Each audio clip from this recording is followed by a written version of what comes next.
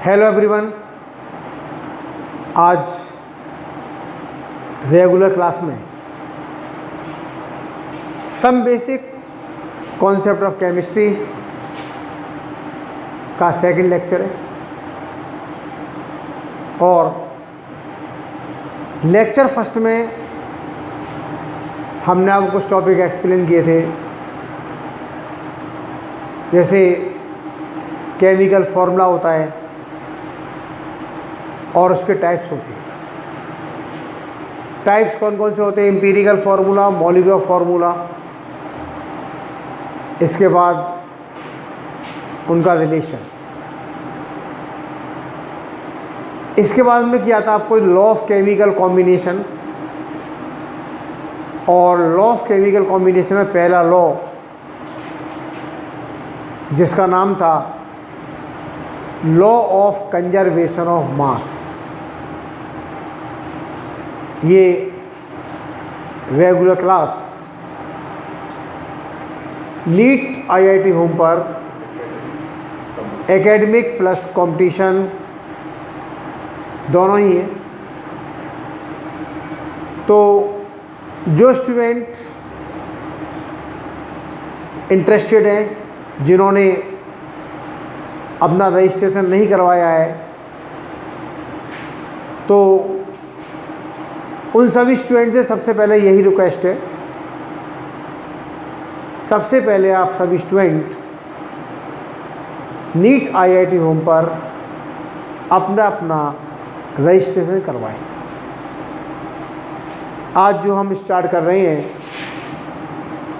वो second lecture of some basic concept of chemistry. देखिए, एक आपको लॉ पढ़ना है, उस लॉ का नाम होता है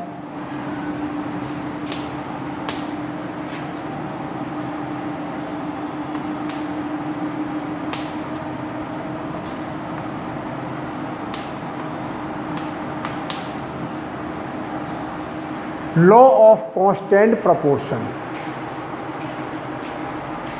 पहली बात तो इसको प्रपोज किसने किया था? साइंटिस्ट का नाम, इसका नाम था जोसेफ प्राउस्ट।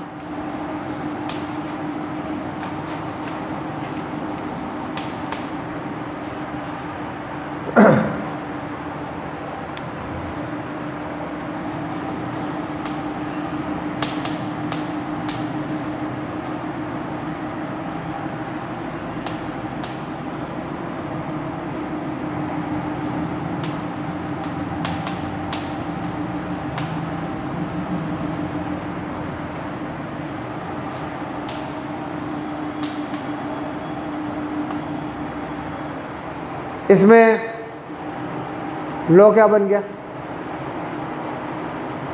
किसी कंपाउंड को we can obtain from two और मोर देन टू सोर्सेस। आपके दो सोर्स हो सकते हैं, दो से ज़्यादा भी हो सकते हैं। उस कंपाउंड के अंदर एटम का रेशो, मास का ratio, it is always constant. मतलब ये दोनों रेशो कभी चेंज नहीं होंगे। ये लिख सकते हैं, according to this law the compound can be obtained from two और more than two sources, but the ratio by atom और the ratio by mass it is always constant. किसी भी कंपाउंड को हम दो आपके सोर्स हो सकते हैं, दो से ज़्यादा हो सकते हैं, मिल सकता है, लेकिन उस कंपाउंड के अंदर एटम का जो निकालेंगे रेशो या मास का जो रेशो निकालेंगे वो कभी चेंज नहीं होगा। अब बात करते हैं एग्जाम्पल की। देखो भाई, हमारे पास आपको वाटर दिया है,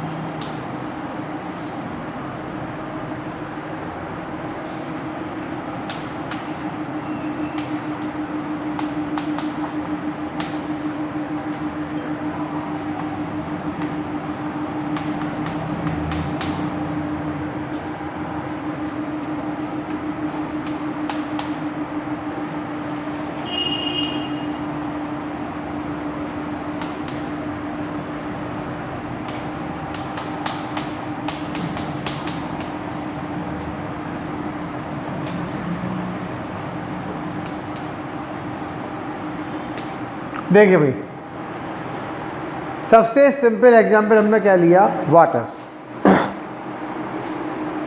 वाटर हमको कहाँ मिल सकता है, कैनाल से, रिवर से, sea water and from the laboratory, प्रयोगशाला से। और भी कई सोर्स हो सकते वाटर के। हमको वाटर कहीं से ही मिले, उस वाटर का फॉर्मूला क्या होगा, H2O। चाहे वाटर आपका रिवर का मिले, चाहे आपको सी वाटर मिले, जो वाटर होगा उसका फॉर्मूला होगा H2O। अब आप क्या निकालेंगे भाई, रेशियो बाई एटम, एटम का रेशियो। H2O के अंदर 2 एटम किसके, हाइड्रोजन के, 1 किसका है, ऑक्सीजन का। ये फॉर्मूला बता रहा है इस वहाँ पर, 2 एटम किसके, हाइड्रोजन के, 1 किसका है, ऑक्सीजन का। तो इसका रेशियो कितना बनता है इस वहाँ पर, 2:1। तो रेशियो बाई एटम। अब निकालते हैं रेशियो बाई मास। आप मास में किसका यूज करेंगे, एटॉमिक मास का। H का मास कितना हो गया, 2, O का मास 16, तो 2:16, 2 का डिवाइड किया तो 1:8। तो किसी भी कंपाउंड के अंदर एटम का रेशियो, मास का रेशियो कभी चेंज नहीं होता है, इट इज ऑलवेज कांस्टेंट। और इसी को क्या बोलते हैं, लॉ ऑफ कांस्टेंट प्रोपोर्शन। एक और देखो एग्जांपल भाई, दूसरा देखिए,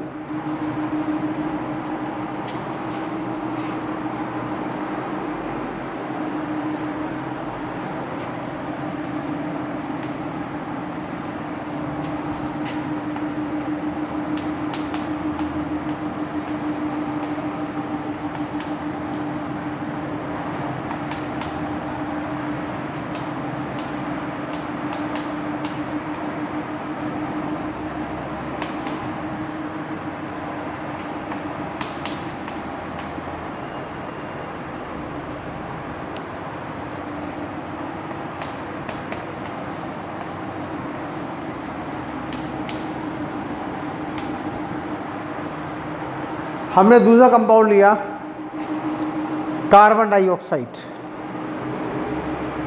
अब देखो भाई, कार्बन डाइऑक्साइड वो कहाँ से मिल सकता है, by burning of any fuel. आप किसी फ्यूल की बर्निंग करें, CO2 is always produced by heating calcium carbonate. आपने कैल्शियम कार्बोनेट को हीट किया तो क्या बनता है, CaO + CO2, तब भी आपका CO2 बना। तो ये कह सकते हैं हमारे पास CO2 के भी कई सोर्स होते हैं, कई ऐसे हमारे पास होते हैं process, we can obtain carbon dioxide. इस कार्बन डाइऑक्साइड में एटम का रेशियो कितना बनेगा, 1:2। कार्बन एटम कितनी है, 1, ऑक्सीजन एटम कितने आपके दिए 2, तो कार्बन कोई एटम रेशियो कितना बनेगा, 1:2। अब निकालेंगे रेशियो बाई मास। मास में क्या यूज करोगे, एटॉमिक मास। कार्बन का मास 12, O2 का मास 32, तो 12:32, 4 का डिवाइड किया 3:8। तो किसी भी कंपाउंड के अंदर एटम का रेशियो और मास का रेशियो कभी चेंज नहीं होता है, it is always constant. It is called law of definite proportion. और ये लॉ किसने दिया था, जोसेफ प्राउस्ट।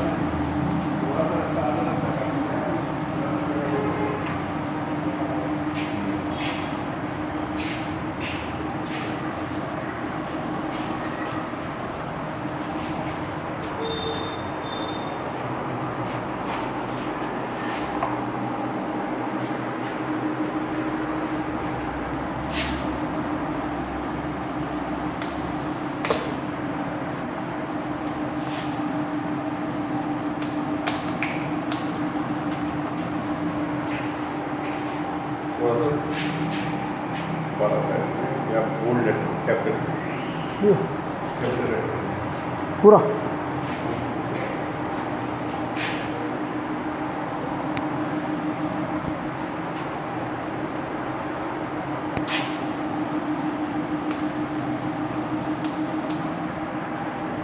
ऐसे क्या है कैपिटल हेडिंग कैपिटल है ना।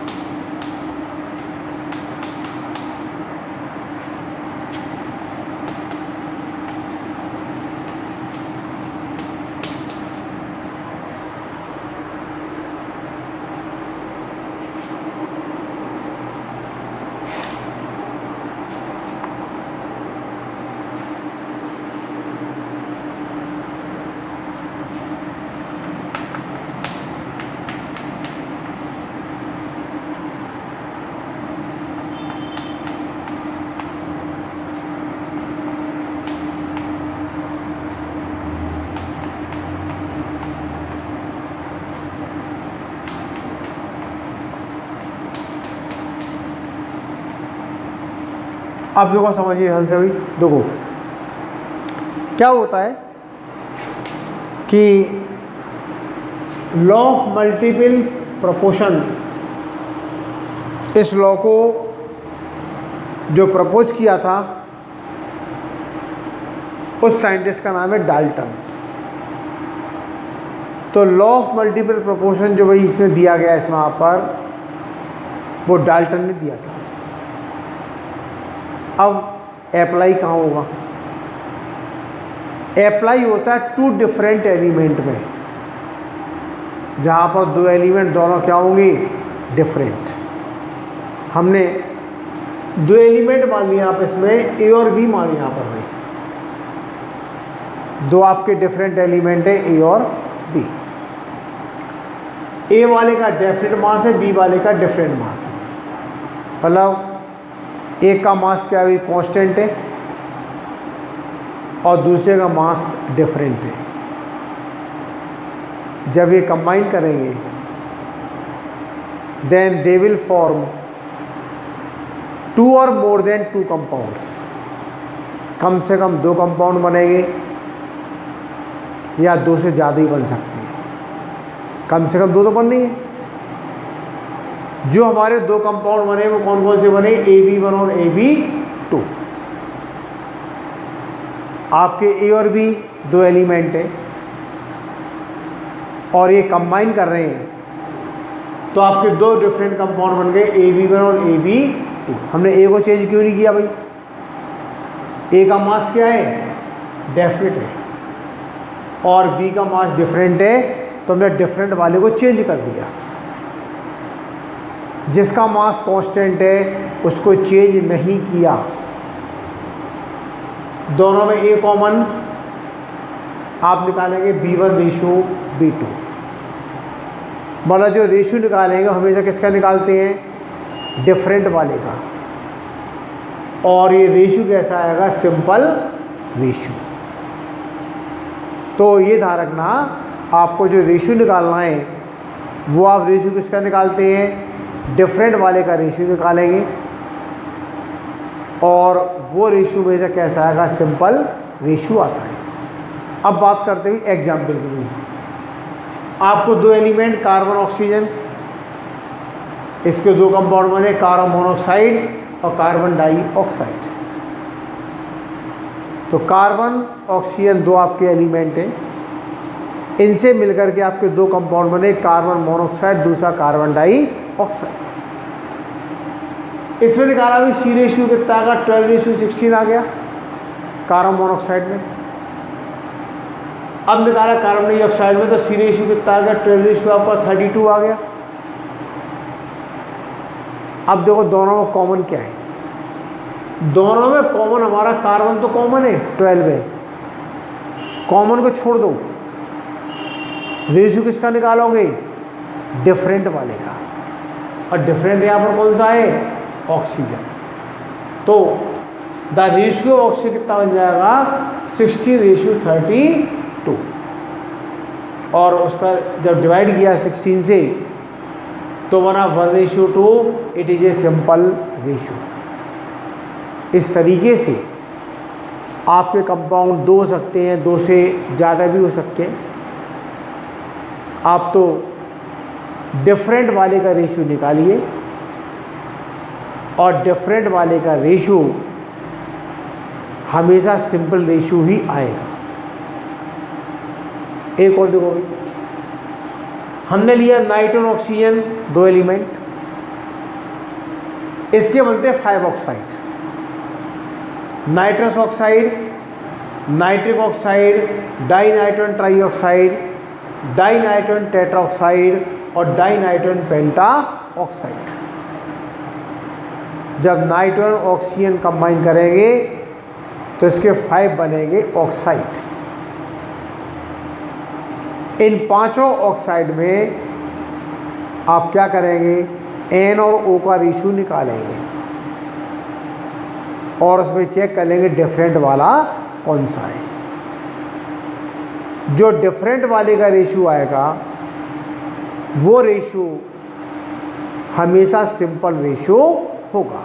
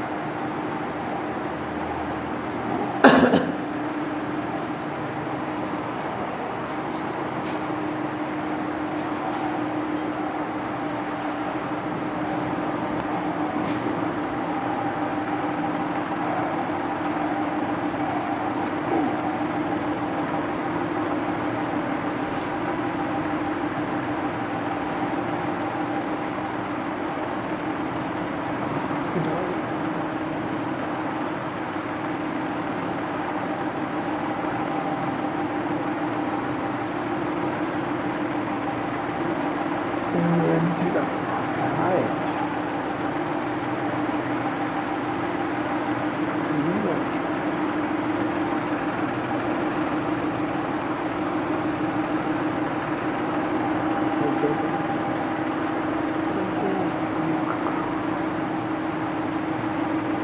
बीस तक आपको ना मोड़ के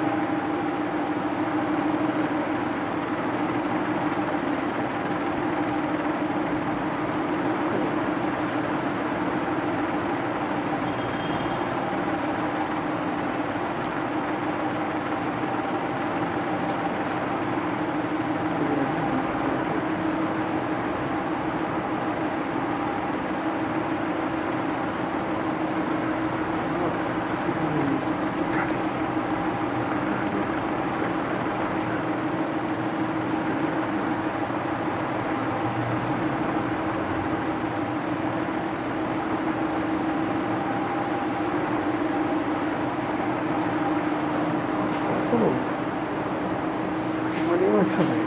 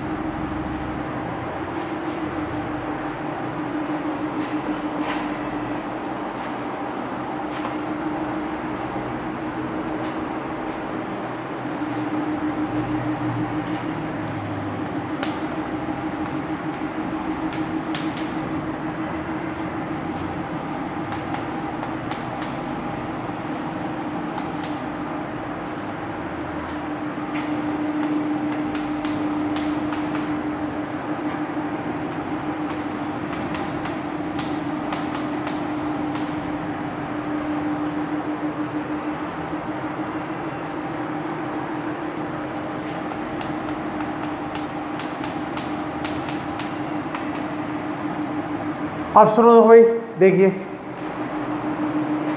हमारा जो दूसरा एग्जाम्पल था इसमें नाइट्रोजन और ऑक्सीजन का। जब नाइट्रोजन ऑक्सीजन कंबाइन करेंगे तो इसके 5 बनते हैं ऑक्साइड। इन पांचों के फॉर्मूला आपको क्या दिए इस वहाँ पर N2O, NO, N2O3, N2O4, N2O5। अब सुनिए नाम, पहले का नाइट्रस ऑक्साइड, दूसरे का नाइट्रिक ऑक्साइड, तीसरे का डाइनाइट्रोजन ट्राइऑक्साइड, तीसरे अगला डाइनाइट्रोजन टेट्राऑक्साइड और अगला डाइनाइट्रोजन पेंटाऑक्साइड। सीधी सीधी गिनती होती है भाई। अब हम 2 क्या पढ़ते हैं, डाई, 3 को ट्राई, 4 को टेट्रा और 5 को पेंटा। तो इस तरीके से नाइट्रोजन और ऑक्सीजन के 5 बनते हैं ऑक्साइड। अब इसमें हम क्या करेंगे, एन और ओ का निकालेंगे रेशियो, नाइट्रोजन और ऑक्सीजन का रेशियो। तो ये देखो भाई, एन का मास कितना होता है आपका 14 और ओ का मास होता है 16। तो हमने इन सब में क्या किया भाई, एन और ओ का यहाँ पर रेशियो निकाल लिया। देखो सब में एन कितना आ रहा है 28, यहाँ भी आपको दिया है 28 और 40 रेशियो कितना दिया है 16। पहला वाला भी क्या दिया आपको 28 दिया है। अब समस्या आपको दूसरा वाला करना है, सब में एन कितना है 28, यहाँ पे एन आपका 14 है। तो इसकी समस्या दूर करो, इसमें 2 का मल्टीप्लाई कर दो दोनों साइड में। जब दोनों साइड में 2 का मल्टीप्लाई हुआ तो ये कितना हो जाएगा 28:32। तो पांचों ऑक्साइड में आपकी एन की प्रॉब्लम दूर हो गई। एन का मास कितना होगा 28 ग्राम। अब रेशियो किसका निकालोगे, डिफरेंट वाले का। और डिफरेंट वाले का जो रेशियो बना है यहाँ पर, अब डिफरेंट यहाँ पर कौन सा है, ऑक्सीजन। क्या बनेगा 16, 32, 48, 64 और 80। जब इसको 16 से डिवाइड किया तो 1:2:3:4:5 and it is a simple ratio. तो ऑक्सीजन का जो रेशियो आएगा वो कितना आएगा 1:2:3:4:5 और ये हमारे पास क्या हो जाएगा एज ए सिंपल रेशियो।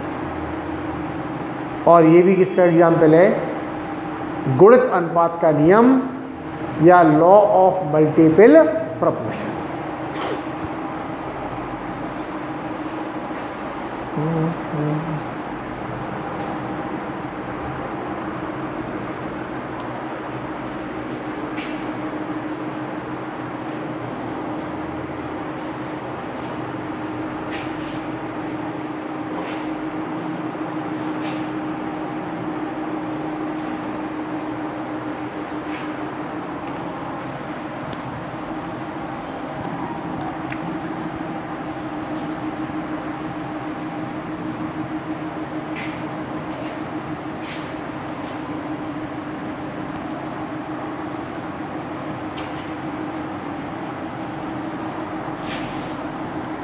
इसके बाद एक और लॉ समझिए भाई, आपका अगला लॉ दिया है।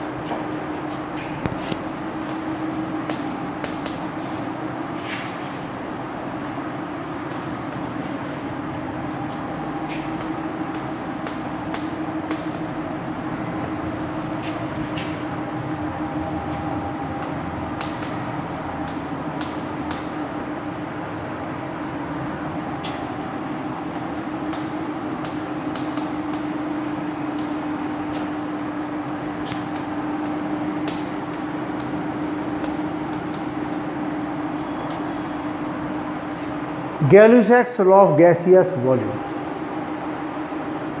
गैलुसैक क्या है इसमें, नेम ऑफ साइंटिस्ट। अब नाम भी क्या रहा भाई, गैसियस वॉल्यूम। तो इसमें वॉल्यूम किसका निकालेंगे यहाँ पर, गैसेस का। पहली बात तो कंडीशन समझिए आप। इसमें कंडीशन आपकी रहती है आप इसमें यहाँ पर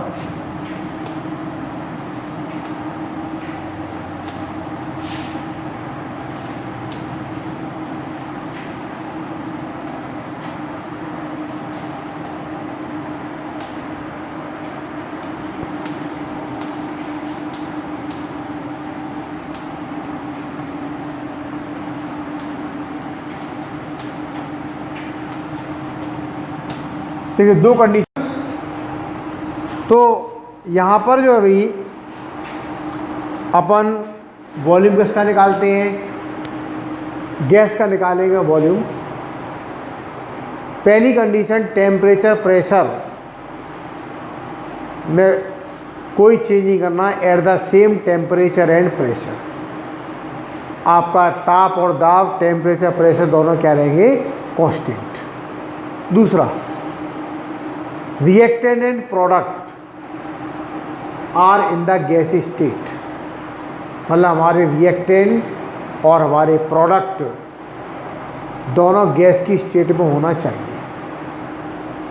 जहाँ पर ये दोनों कंडीशन फॉलो होती हैं वहाँ पर we can apply Gay Lussac law of gaseous volume. तो लॉ पढ़ने से पहले हमको कंडीशन पता होना चाहिए। अब लॉ क्या बना भाई वहाँ पर, if the reaction take place in the gaseous substance, अगर कोई भी क्रिया गैसियस सब्सटेंस के बीच में होती है, there is present simple ratio between their volume at the same temperature and pressure. तो यहाँ पर क्या निकालते हैं, वॉल्यूम का रेशियो निकालेंगे यहाँ पर, और जो वॉल्यूम का रेशियो आएगा it is a simple ratio. तो मेनली अपन जो क्या निकालते हैं वहाँ पर भाई, वॉल्यूम आप निकाल कह सकते हैं भाई रेशियो ऑफ वॉल्यूम। और ये वॉल्यूम का रेशियो कैसा बनता है यहाँ पर, इसमें सिंपल रेशियो। और जो भी रिएक्शन होगी, this reaction is only for the gaseous substance. जो गैस के सब्सटेंस होते हैं उन्हीं के अंदर रिएक्शन होती है। अब बात करते हैं एग्जाम्पल की। देखो भाई,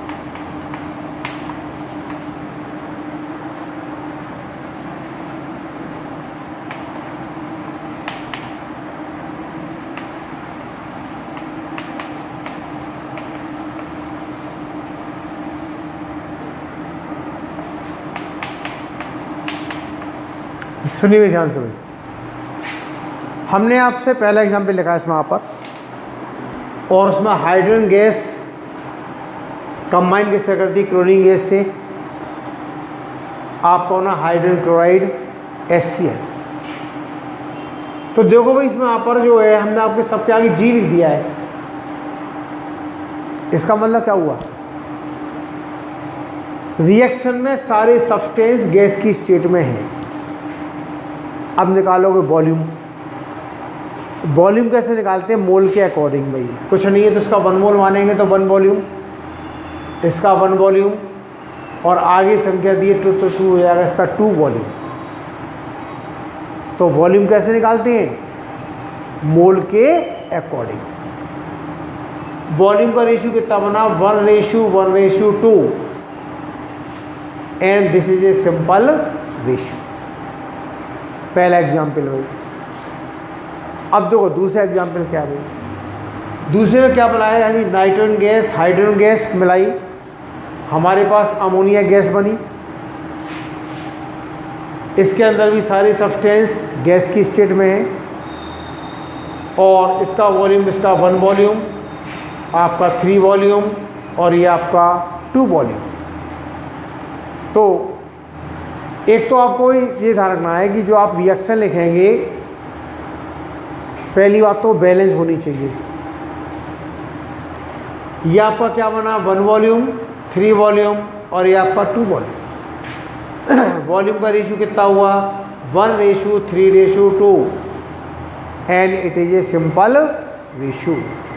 इस तरीके से आप किसी भी रिएक्शन में वॉल्यूम का रेशियो निकाल सकते हैं और जो वॉल्यूम का रेशियो होगा वो ओवरऑल पूरी रिएक्शन का होगा, अकेला ना वो रिएक्टेंट का है ना वो अकेला प्रोडक्ट का है। कह सकते हैं वॉल्यूम का जो रेशियो होगा वो पूरी कंप्लीट यहाँ पर पूरी इक्वेशन का रेशियो होता है।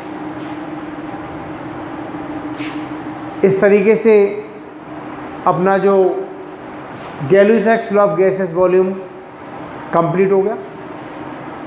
अगली जानकारी आपको अगले लेक्चर में मिलेगी।